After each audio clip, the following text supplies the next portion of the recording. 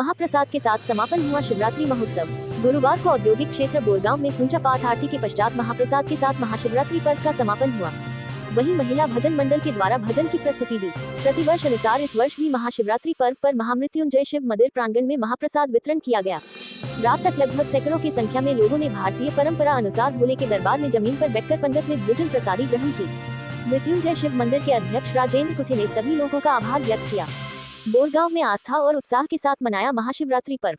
हर ओर गूंजा हर हर महादेव। श्री संत की नगरी बोरगांव में महाशिवरात्रि पर्व बड़े ही धूमधाम से मनाया। मंदिरों को आकर्षक रंग बिरंगी लाइटिंग एवं तोरण पताका से सजाया। शिव के मंदिरों में बड़ी संख्या शिव भक्त दिन भर भगवान भोलेनाथ के अभिषेक पूजन दर्शन के लिए भक्तों की भीड़ जुटी रही। एसबी न्यूज के लिए चेतन साहू की रिपोर्ट।